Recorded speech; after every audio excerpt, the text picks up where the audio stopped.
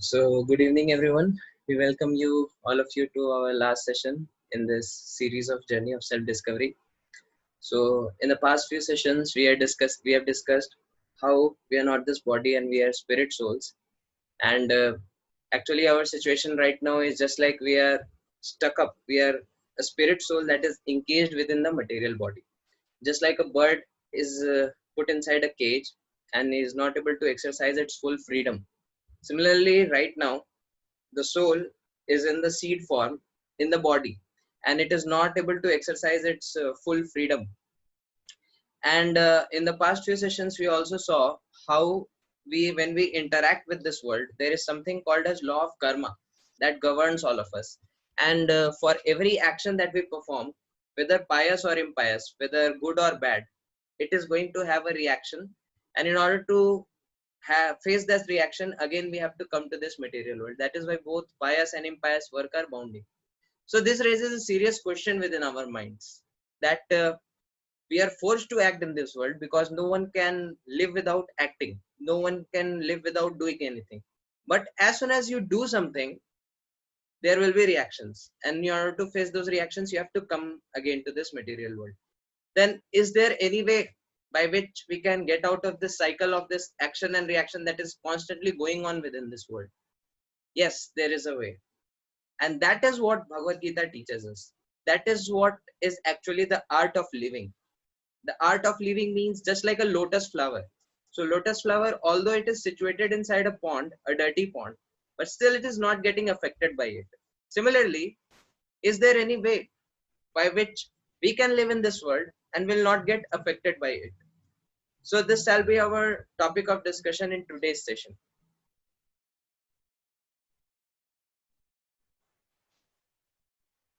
So this will be the flow of today's session. First, we will be discussing what is yoga. Then we'll be discussing the yoga ladder.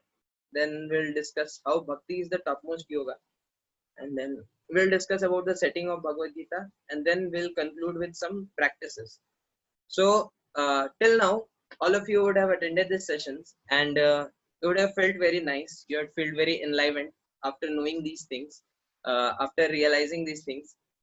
Now, is there any way by which we can maintain this status throughout our life? So that we shall discuss in the end, in the conclusion of our session, that how we can live spiritually while living in this material world. So let us begin with this session. So what is yoga?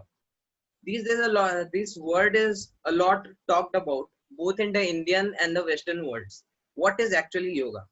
But before understanding what is yoga, let us first understand what is not yoga. Something that is going on in the name of yoga, but that is not actually yoga. Gymnastics.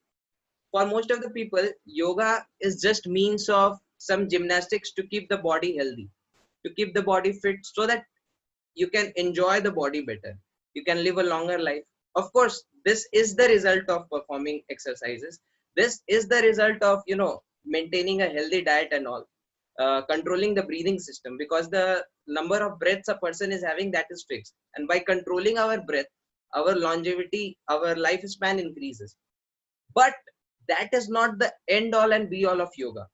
The purpose of yoga is not simply to have a healthy body, because ultimately, although even though you have a healthy body, at the time of death everything will be taken away. So this is not the end result of yoga. Now, many times when we talk of yoga, many times people feel that yoga is something that is, when you think of a yogi, you will feel like someone is sitting in a forest and he has this creepers growing all over his body and he is not moving, not shaking, and seasons are changing, but he's still, he is not moving an inch. So that is one of the practices of yoga. But just the meditation also in and of itself is not yoga.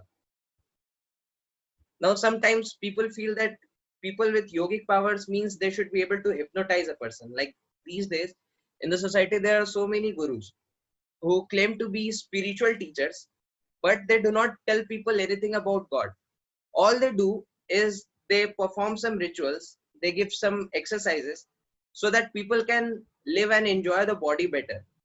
And there are some mystic yogis who can, just by touching you on your forehead, they can create waves throughout your ocean, throughout your, body, and up and down the waves go from the top to the bottom.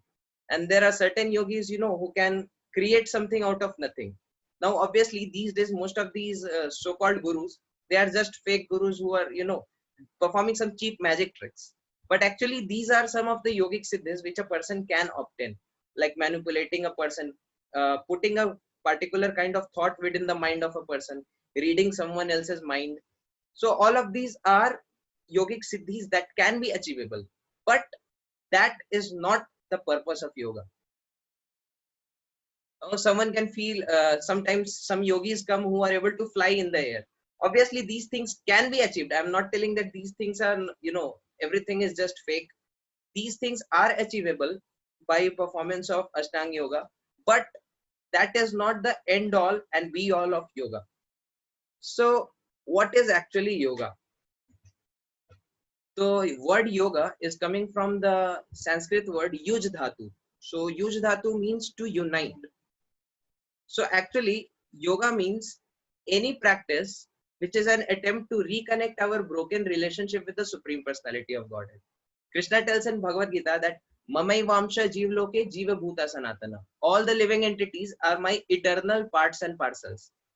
But they have become fragmented from me. They are my fragmented parts and parcels. So any attempt to bring that, to bring our actual identity, which is as a part and parcel of Krishna, and to be situated in that particular position, to be, to again establish that lost relationship, that is actually what is meant by yoga.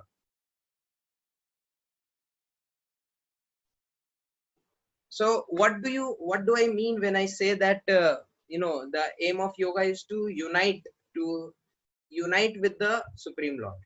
Now it does not mean, like merging into the Supreme Lord and, becoming a non-entity or losing our individuality. No, that is not the meaning of yoga. For example, let us say when I say the statement that all Indians are one, does it mean that all Indians are one means that, all the Indians, you put it together and it is like a coagulated muscular mass, something kind of this? No, all Indians are one means that all Indians are one in spirit. Similarly, to become one with the Lord means to become one in the spirit. In the spirit, and what is that spirit? That spirit is the spirit of love. Now, what is the meaning of love? To love means to serve, because there cannot be any love without any service. So that is actually the meaning of, that is actually the aim of connecting back with the Lord, to re-establish our lost relationship with the Lord, that relationship of love. That is actually the purpose of yoga. There is something called as the yoga ladder. What is this yoga ladder? So in this cycle of repeated cycle of birth and death, sometimes the human being, it glides down to animal species, and from animal species again, when it comes back to this human form of life. Now this human form of life is an important juncture. It is the position from which one can get out of this cycle of birth and death permanently. So first time when a spirit soul who was in an animal body for a long time, when it comes to a human body, it carries on the same tendency to enjoy, without any restrictions. And these are the lowest level of human beings who are lawbreakers, those people who do not abide by the laws of God, who do not care for God's laws, who think that, life is just meant for our selfish enjoyment. That is the lowest category of human beings. A person, when he goes a little bit higher than that, then this person comes to the standard of what we called as karma kand or sakam karma. So still he has the desire to enjoy, but now he realizes that, okay, by worshipping the demigods, I will have better means of enjoyment, because I will get transported to the higher planetary systems, the heavenly planetary systems, and there the means of enjoyment are much greater than what it is available on this planet. So although this person starts taking to spirituality, but the aim is selfish desire, just to fulfill his own selfish expectations. And these class of people usually worship some demigods like Lord Shiva, Goddess Durga, Ganesh, all, etc., etc. So these people worship the demigods, they get the result from it, but and they go to higher planetary systems and they try to enjoy, but still that is the level 0 of yoga, because it is not again connected with the Supreme Lord. Yoga is when you start connecting with the Supreme Lord Krishna. So a little higher understanding than that is Nishkam Karma Yoga. When a person is free from, desires of fruits, he performs actions. Again, he is attached to performing work. He will work, but he does not, desire the fruits of his action. That is known as non-fruitive mentality. Just as a, out of the sense of duty towards the Lord, he works in this world. So he works, but he does not care for the result. That is karmanyavadhikaraste ma phaleshu kadachana. So I have every right to perform my duty, but I am not entitled to the fruits. As a sense of duty, he performs this. A little bit higher understanding is Jnana Yoga. Now, Karma Yoga, although it is not attached to the fruits, but he does not know whom to offer this fruit to.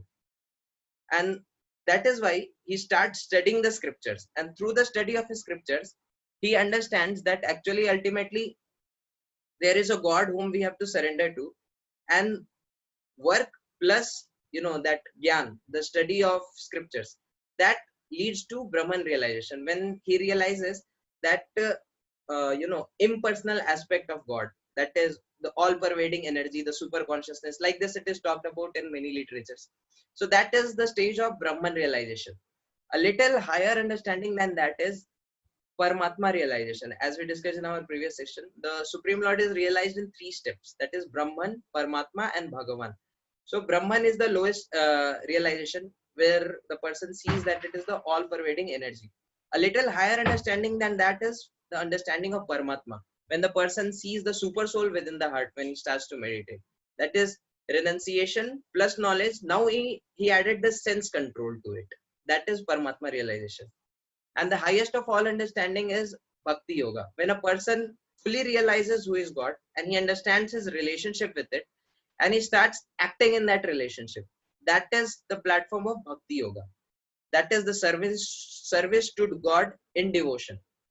And Bhakti Yoga includes all of this process. It includes knowledge also, it includes activities also, and it includes sense control also. So that is the highest, topmost yoga system, that is Bhakti Yoga. Now, you may ask, okay, maybe maybe I'm on this level, I should start practicing from this level.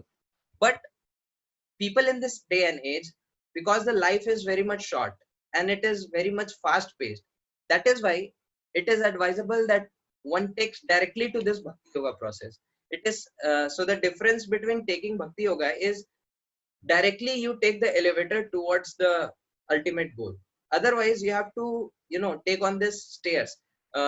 Maybe 1,000 lifetimes in Karma Kand, then 1,000 lifetimes in Karma Yoga, then 1,000 lifetimes in Gyan. Then ultimately a person realizes that, okay, I have to surrender to Krishna. In Bhagavad Gita, now whatever I'm speaking, I'm not framing anything on my own. I have scriptural references for everything. In Bhagavad Gita, Lord Krishna tells, मनुष्याणां सहस्रेषु कश्चित् यतति सिद्धये यततामपि सिद्धानां कश्चिन् मां वेति तत्त्वतः. मनुष्याणां सहस्रेषु, out of 1,000 men, कश्चित् यतति सिद्धये, one may endeavor for perfection in spiritual life, and out of thousands of those who have already achieved perfection, hardly one understands me in truth. Then in another verse, Lord Krishna tells, मनुष्याणां सहस्रेषु, what was that? बहुनाम जन्म नामन्ते ज्ञानवान माम प्रपद्यते वासुदेव सर्वमिति स महात्मा सुदुर्लभ. That manushyanam sastreshu, what was that? Bahunam janma namante, out of many births, Jnanvan mam prapadyate, one who is in full knowledge, he surrenders to me. Vasudeva Sarvamiti, he understands that Vasudev, the son of Vasudev, Lord Krishna, he is everything. Sa Mahatma Sudurlabha, such a great soul is very rare. And many instances you will find in Bhagavad Gita where Lord Krishna is, clearly stating that how Bhakti Yoga is the highest of all the yogas. In 6th chapter, last verse, this chapter is entitled Dhyan Yoga, but in the last verse of this chapter, Lord Krishna is telling that yogi namapi sarvesham madgater antaratmana shraddhavan bhajte yo mam same yukta tamomata. That is bhajte. So out of all the yogis who are meditating on me, the one who is bhajte, who is performing devotional service. Now bhaj means bhakti, same word both are coming from. So one who is, serving me, with meditating on me, he is considered to be the highest. Yogi namapi sarvesham madgater antaratmana. Shraddhavan bhajte yoman same yukta tamonman. Shraddhavan bhajte. That means serving with devotion. And it is my opinion. That is what Krishna is telling. So bhakti yoga is like directly taking to the elevator. Now, what is the meaning of bhakti? Sometimes people translate bhakti as devotion. Now, devotion is something, that is very much abstract. People cannot, you cannot really estimate how much devotion you are having. And in our minds, all of us feel that we have a lot of devotion for God. Internally, everyone is convinced like this. But Prabhupada translates bhakti as not as devotion, but as devotional service. Because service is something that is, instantiation of this abstract concept of bhakti. To love means to serve. For example, let us say there is a wife and a husband and wife are there, and one fine morning the husband wakes up and he just tells the wife that I'm going to take shower. Can you please warm some water for me? So she told okay, and after some time he came out and he saw that water is not there, and he asked the wife, where is my water? She told, actually I forgot, I just missed it. So the husband told, Arey, but you told that you will do. Sorry, I forgot it. But darling, I love you. Like this, the wife told. And so the husband told, okay. So after some time, he took bath and he came and he saw that his clothes are not pressed. And he asked his wife, where are my clothes? He told that I did not press it. So he told, Arey, I have to go to office. Why didn't you press my clothes? The wife told, actually, I don't know how to press. I don't know how to do all these things. But darling, I love you. Like this, the wife told. So the person was thinking, Arey, kya ho gaya mere saath? Then, okay, he himself pressed his shirt and then came out to the, dining table. And he did not find any food there. He asked, oh, where is my breakfast? The wife told that, actually, I did not cook any breakfast. Oh, this husband was telling, what? I have to go to office. Where is my breakfast? She told, actually, I don't know how to cook. I don't know how to do all these things. But darling, I love you. Like this. So the husband became so angry. So this way we understand how love is not something that is very much external. Love is something that has to be expressed through service, through conscious service. Love, service is an expression, to express our love to someone. Without service, there is no question of being love. There is no question of love. And that is why a person who is actually practicing bhakti, you can see in his life how much he is serving the Lord, how much he is attracted towards the Lord, and how much he is eager to serve. That is something that is instantiation of this abstract concept of bhakti. Now, how to attain bhakti? So in the scriptures, there are 9 processes that are told, which tells us how to practically apply bhakti in our day-to-day lives. The first limb of bhakti is Shravanam, that is to hear about the Lord. Now, believe me or not, for the past few days, as you are attending these sessions, you are performing this highest quality of bhakti. That is just by hearing about the Lord. This is one of the easiest and one of the most practical way how you can stay connected with the Lord. Just to hear about Krishna. Krishna's words, Krishna's name, Krishna's form, Krishna's activities, and also Krishna's message, that is Bhagavad Gita. If you are hearing the message of Bhagavad Gita, you are performing bhakti. That is Shravanam. Second limb of bhakti is Kirtanam. That is glorifying Krishna's name, qualities, and activities. So what I have been doing for past few days is this Kirtanam. Now Kirtanam does not simply mean, singing or, that is also one means of Kirtan. In fact, that is a bona fide means of glorifying Krishna's name. But spreading Krishna's message, helping people get connected to Krishna, that is also a means of attaining bhakti. That is Kirtanam. Third thing is Smaranam, that is remembering the Lord and His message. So after attending these sessions, there is something going on in your mind. There might be something going on in your mind. Okay, this point was nice. This point seemed logical. This point I'm having little difficulty, but okay, let us see. So like this. So you are, kind of chewing upon this, what you heard in the class. So that is also a means of performing bhakti. That is smaranam. Then there is pada sevanam, that is serving the lotus feet of the Lord. Now, you can serve the Lord in so many ways. If you are a good cook, you can cook for the Lord. If you are a good singer, you can sing for the Lord. If nothing else, you can clean the temple of the Lord. So many practical things you can do for serving the Lord. Then there is archanam. Archanam is worshipping the deity form of the Lord, like cooking bhoga, performing arati. These are all of these aspects come in archanam. Then vandanam. Vandanam means offering prayers to the Lord. In all the traditions you will find, in all the religions of this world, this practice of vandanam is there, offering prayers. Dasyam, serving the Lord as a menial servant. Practical example is that of Hanumanji. Hanumanji is the most practical example of a devotee who is in the mode of service. So practically he does not consider himself on an equal position as Lord Ram. He always considers himself to be a menial servant of Lord Ram. That is Hanumanji. Dasyam. Then there is Sakyam. Sakyam means befriending the Lord and his devotees. Most practical example is Arjuna. Why this message of Bhagavad Gita was spoken to Arjuna? Because Arjuna was his friend and a devotee. Then Atma Nivedanam. Atma Nivedanam is surrendering one's body, mind, words. Like Bhakti Vinod Thakur in his song tells, Manasa Deho Geho Jo Kichu More, Ar Piru Tulapade Nanda Kishore. That my mind, my body, my words, everything that is there in my position.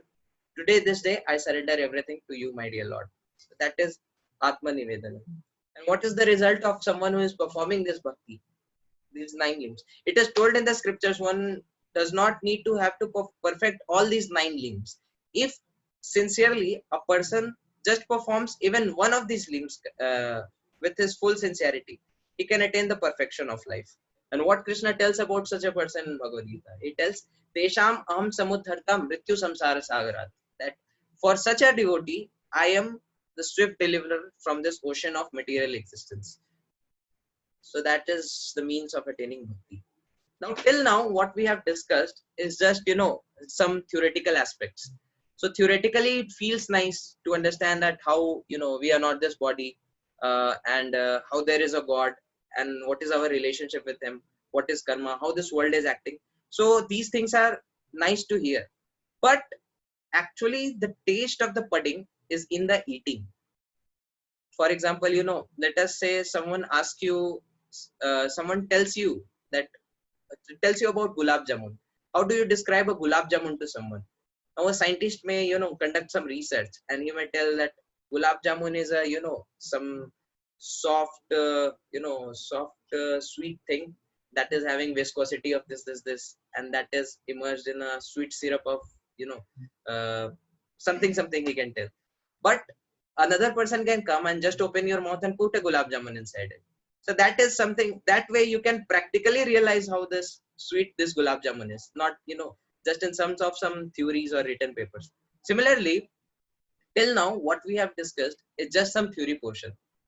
But when we practically apply these teachings in our lives, when we practically realize that I am not this body, I am spirit soul, when we realize what is God, who is God, and what is his position, and what is our relationship with him, and when we realize what is the sweetness of bhakti, that way we can be much more, that can give actual satisfaction to the heart, not just external, just knowing the theory. So jnana and vijnana. Jnana means the theoretical knowledge, vijnana means realized knowledge, and that is what is the subject matter of Bhagavad Gita. Both jnana and vijnana we have to know. Now discussing about the setting of Bhagavad Gita, have you ever wondered why this Bhagavad Gita was set on a battlefield? Why out of all the places that is possible in this world, why Krishna chose a battlefield? Imagine if on the day 1 of this session, if you would have received the message that this journey of self-discovery course is going to take place on the border of India and China, where war is going on, and both the parties are Indian soldiers and Chinese soldiers are just standing facing each other with their weapons in their hand, and the war is just about to begin. Let us sit at that place and discuss about the realities of life. Now you would be thinking, "Arey, aisa kya seekha?" But In Bhagavad Gita, practically that is what is happening. If you read the first chapter of Bhagavad Gita, you will find that both the armies are ready. They are ready to fight with each other with weapons in their hands, and the conch shells are blown. And now just they are going to march towards each other. And in that situation, our dear Arjuna, he feels the need to understand Bhagavad Gita. Why this setting is there? Krishna does not do anything whimsically. Krishna is not a person like conditioned soul like all of us. Everything that Krishna arranges is just perfect. So we have to understand why this setting of Bhagavad Gita is there, why Bhagavad Gita was spoken on a battlefield. The Lord had this setting prepared for us just to make this point very clear. What is the urgency of this message? What is the need of this message that he is going to speak? Who amongst us can claim that we are more busy than Arjuna? Arjuna was the ruler of the planet practically with his 5 brothers, and this war is what he was waiting for throughout his life. For last 13 years at least, he was practicing acquiring different weapons just to use in this war. A war like this, is a lifetime opportunity for a warrior. It is told, Hato va prapyase sargam jitva mokshase subhat. If you win, you get an unrivaled kingdom on the planet. If you lose, then you go to the heavenly planet and there you will enjoy. So this is something that all the warriors are waiting for. And in the nick of the time, at the prime time of his business hour, Arjuna takes out the time to understand Bhagavad Gita. That is what we have to take in our lives. None of us can claim that we are more busy than Arjuna. But when situations come in our life, it can thoroughly shake us up. And that is why we have to understand, we have to proactively take that step, that we do not have to wait for such situations to come in our lives. Let us, right now when everything is going on nicely, let us take the message of Bhagavad Gita very, very seriously and try to apply it in our lives. That is why this setting of Bhagavad Gita was there, to make this point very clear how important and urgent this message is. So all of us throughout our lives are in this constant tussle. Every moment of our life, we have to take some decisions. And these Daiva Asur Sangram, that is the war of Ramayana, war of Mahabharata, every age, this war that is depicted in the scriptures, that is constantly going on within our own body also. In some traditions, they call it as, we have an angel inside us and we have a devil inside us. In some traditions, it is called as the good dog and bad dog. Sometimes it is told that the higher self and the lower self. So these are constantly pushing us in different two opposite side directions. Opposite directions, we are constantly being pulled by these forces, these divine forces and these demonic forces, this Daiva Asur Sangram. So in such a situation, how can we stay protected? So, just like these days when this coronavirus, this pandemic is going on throughout the world, every telephone call you get this, okay, you have to take care of these things, you have to take these precautions, you're supposed to put a mask and different things. You open a TV, you get reports of corona. You read the newspaper, you get what to do in the corona. Similarly, just like this pandemic is currently pervading the entire planet, similarly there is another pandemic that is covering all of us. That is the pandemic of ignorance. And till the time we don't take sufficient steps to rise above, the natural force of this world is gravity. It pulls us down. And that is what necessitates us to take the message of Bhagavad Gita very, very seriously. And this brings us to the last part of our session, that is A, B, C, D. Now, till now, if whatever I have told, it does not make any sense to you, sab kuch upar se chala gaya, please listen this portion at least very, very carefully. If you just practice these 4 things in our life, you would have perfected attending our sessions. These A, B, C, D. That is, we will discuss this one by one. So, first of all, A. A is association of devotees. So, in English, it is told that a man is known by the company that he keeps. It is also told that you tell me who your friends are, and I'll tell you who you are, what kind of a person you are. So just like, we become what we associate with. If you associate with the good qualities of a person, we become good. If you associate with the bad qualities of a person, you become bad. So that is something that we have to practically apply in our lives. We have to be regularly in touch with the devotees. And there is a famous story all of us would have heard in our childhood, how the one sadhu had two parrots, and one day what happened, a robber came and he took one of the parrots with him, and then another parrot just stayed with the sadhu. And after years of their separation, the two parrots again met at one place when they were released by probably by their owners. So they met at one place and they realized how this parrot who associated with this dacoit, he started speaking all the ill words. He started speaking all the abusive language and his language completely changed. On the other hand, this parrot who stayed with the sadhu, he learned all the shlokas and he was, very much sweet in his speech. So similarly, we become what we associate with. These days, so much propaganda is going on this in this world. Everywhere we are bombarded that you can enjoy, don't feel guilty, you can do this, you can do that. Uh, Internet, Facebook, YouTube, Netflix, and whatnot.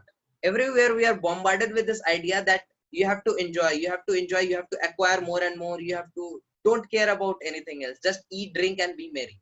In such a situation, if we don't associate with the devotees of the Lord, then similarly we will be carried away by the propaganda of this world. And that is what becomes very much necessary for all of us, that we apply this teaching of associating with devotees on a regular basis. Second thing, B. B stands for books of transcendental knowledge, like Bhagavad Gita, Srimad Bhagavatam, the Vedic scriptures, Puranas, Upanishads, Quran, Bible. All of these are books of transcendental knowledge. Books are the basis. Books are the basis of what we think. Books are the basis of what we speak. Books are the basis of all our actions. Books are the basis. And not only the books, the commentaries by the acharyas. Because acharyas make the teachings of the scripture very much understandable to us. Now, in these sessions, after I was taking the feedbacks of those who are attending the sessions, they were telling कि आप जो point बताते हैं वो तो ज़्यादा समझ में नहीं आता, लेकिन examples सब बहुत अच्छे लगते हैं, ठीक है? That is we can very much relate to. And most of all the examples practically I have taken from Prabhupada's books only, and that is what makes the role of an acharya very much significant. They make this sublime, incomprehensible subject matters so understandable and conceivable to us. That is B, books of transcendental knowledge. C stands for chanting Hare Krishna.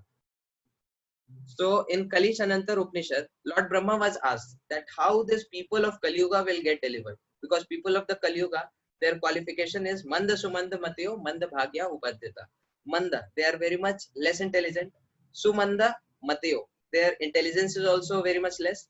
And Manda Bhagya, they are very, very unfortunate. Even if some person is having some genuine interest in spirituality, there are so many cheater gurus in the society and he is just going to get cheated away. That is why people of Kali Yuga is called as Manda Bhagya. They are fortunate, they are very much ill fortunate. Lord Brahma tells this shloka is there in the Kali Shanantar Upanishad, that Hare Krishna, Krishna Krishna, Hare Hare, Hare Rama, Rama Rama, Hare Hare. Iti Shodakshakam Namam Kali Kalmashanasanam Nata Parataropaya Sarva Vedeshu Drishyate. That this Hare Krishna Mahamantra, this whole mantra, Iti Shodasakam Namam, this 16-worded mantra, Shodasakam Namam, Kali Kalmashanasanam. This is capable of destroying all the ill effects of Kali Yuga. Kali Kalmashanasanam. Nata Parataropaya Sarva Vedeshu Drishyate. After searching for all the Vedic scriptures, one cannot find a better method, a sweeter method, a safer method, a surer method of perfecting one's life than chanting of Hare Krishna Mahamantra. In another Upanishad, there is another verse that is Harer Nama Eva Kevalam Kalau Nastiev Gatiranyatha. 3 times it is told that Harer Nam, holy name, Eva Kevalam. This is the only way. Kalau Nastiev Gatiranyatha. 3 times it is also told that there is no other way, there is no other way, there is no other way. So this is also injunction of the scripture. It is from Brihan Naradiya Puran. Like this, you can find so many references in the Vedic scriptures that it is told. In the Srimad Bhagavatam also, you can find that नाम संकीर्तनम यस्य सर्व पाप प्रणाशनम. कली दोष निधे राजन अस्ति एक महान धुना कीर्तनादेव कृष्णस्य मुक्त संग परम रति. That although this age of Kali is full of faults, it is an ocean of faults, still there is one benediction, and that one benediction is just by chanting of Hare Krishna Mahamantra, one can cross over this ocean of birth and death. And that is why it is told that even demigods in the heavenly planetary systems, they are aspiring to take birth in Kali Yuga, because in Kali Yuga the process is so easy. The process to perfect one's life is so easy. Just chanting of Hare Krishna Mahamantra, and then you will get benefited. So all of us can start chanting. Those of you who are not chanting, you can start chanting at least 10 minutes every day. So we usually chant on our beads. This is called as Japamala. So it contains 108 beads, and each of these beads we once chant this Hare Krishna Mahamantra, then we move on to the next bead. Then like this, we finish the entire round. Okay. And we don't use this finger because this finger represents false ego, and whole process of bhakti is to get rid of our false ego. That is why. So this is C, chanting Hare Krishna. Then D, what is D stand for? D stands for diet of transcendental food or DT worship. DT worship means offering some bhoga to the Lord, offering flowers to the Lord, performing some kirtan for the Lord, anything that is centered around the DT, the Arch Vigraha of the Lord. And D also stands for diet of transcendental food, that is Krishna Prasad. One of our seniors coined this term that Prasad is karma free, sanctified, lacto vegetarian diet. So why karma free? Because all the food that we are taking in, that contains some karma, because even though you are a vegetarian, you are killing plants. That is why Bhagavad Gita 3.13 Lord Krishna tells that yagyashishta sinasanto muchyante sarva kilvishai bhunjate te tvagam papa ye pachanti atmakarana. That the devotees of the Lord are free from all sinful reactions because they eat the food that is first offered for sacrifice. Those people who are eating food only for their sense enjoyment are verily eating only sin. This is what Lord Krishna tells in Bhagavad Gita. So taking of food that is offered to the Lord, it sanctifies us from within and without. And there are so many varieties of food you can prepare. This lacto vegetarian diet like this. Sometimes people ask, कि vegetarian है तो क्या खाता होगा? बस घास फूस खाता होगा. This is all the varieties of food that is available to us. And not only this is, just normal vegetarian food, it is offered to the Lord. Can you imagine? You are getting an opportunity to eat something that is coming from the mouth of Krishna. Anything that comes in contact with Krishna immediately becomes purified. Now we'll understand how these four processes are purifying us at different levels. So first is DT worship. DT worship purifies our senses. So Bhagavad Gita teaches that we have multitude of our existence. Our existence is not simply at one level. We have different levels of our existence.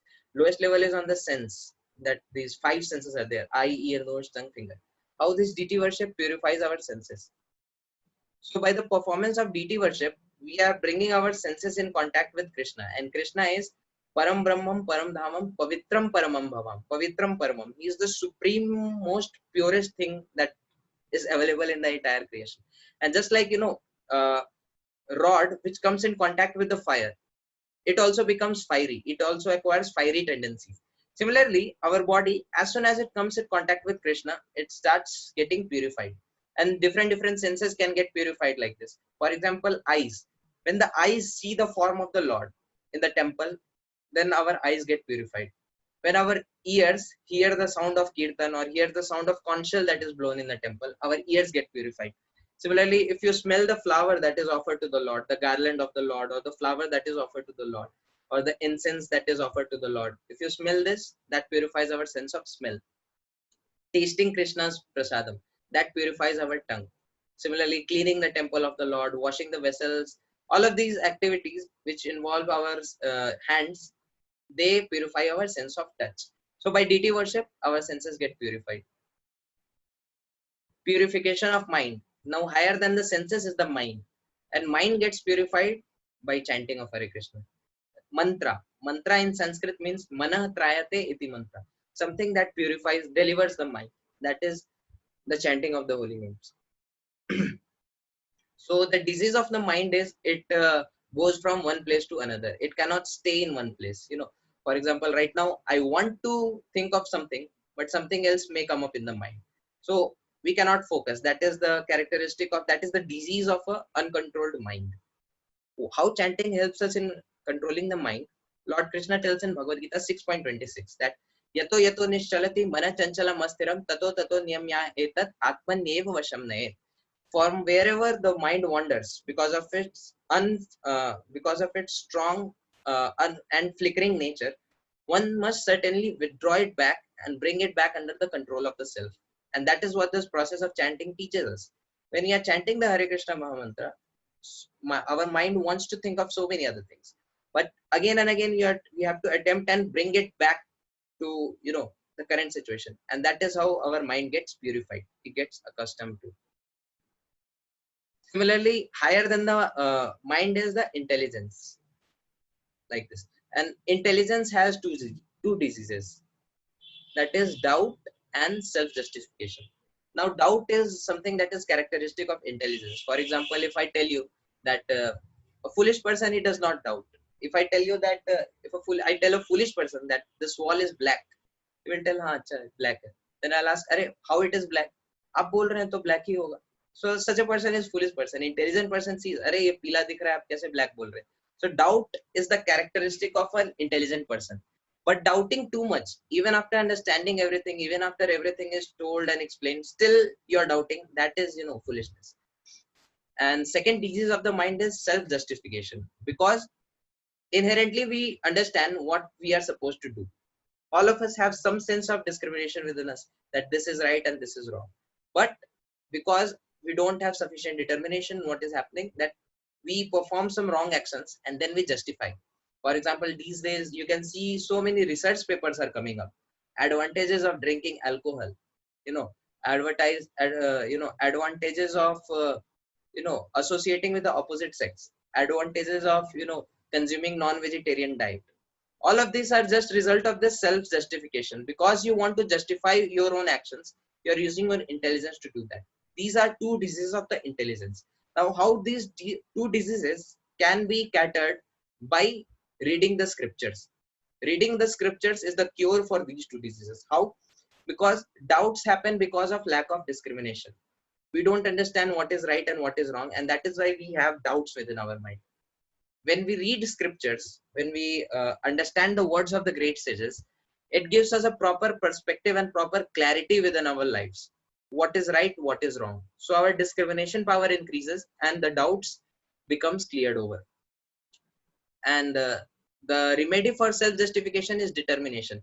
When you read the scriptures, you read about the life of all these people who have lived on this planet, a life of all the great sages and all the great devotees of the Lord, how they were faced in such adverse and provoking and tempting situations, but still they didn't compromise on their principles.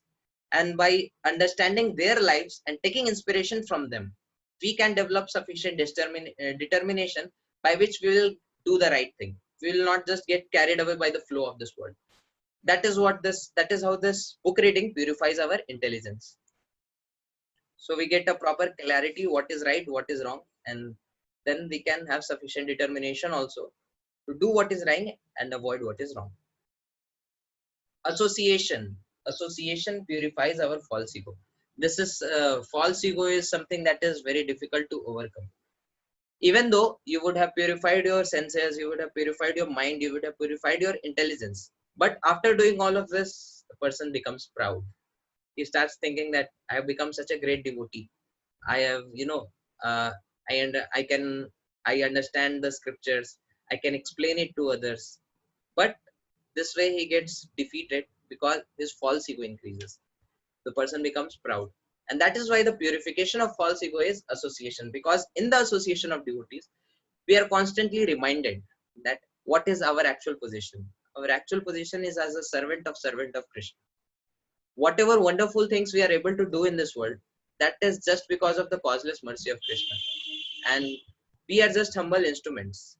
Like Krishna tells in Bhagavad Gita to Arjuna, Nimitta matra bhava sabyasachi. You just become an instrument. It is not that, they won the Kurukshetra battle because Arjuna fought nicely. No, Arjuna was ready to become an instrument. Already they were destined to win. If Arjuna would have declined that, Krishna would have chosen a Yudhishthir or Bhima as his instrument, and then they would have won the war. So we have to understand that we are just instruments. An instrument, if someone, plays a nice piano, then the person who is glorified is the player of the piano, not the piano. No one goes to the piano, okay, you were singing very nicely. No, actually, the person who is playing the piano, he is the actual doer. Similarly, all of us, we are just instruments in the hands of God. And that is why we are constantly reminded of these things when we are in association. And that is why false ego cannot cover us up. So this was the conclusion of this session.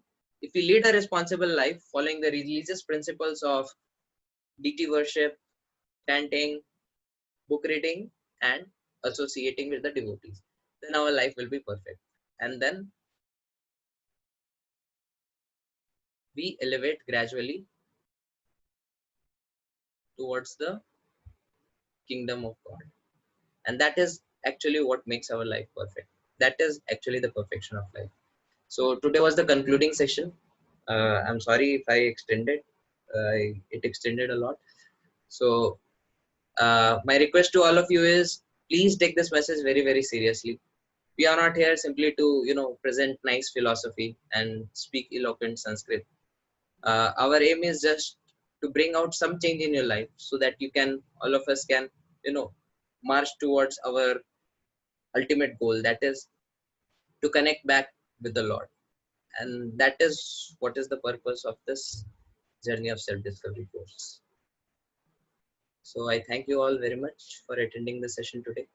Please stay connected. In the future also, we shall be having similar sessions. Uh, Thank you very much. Hare Krishna.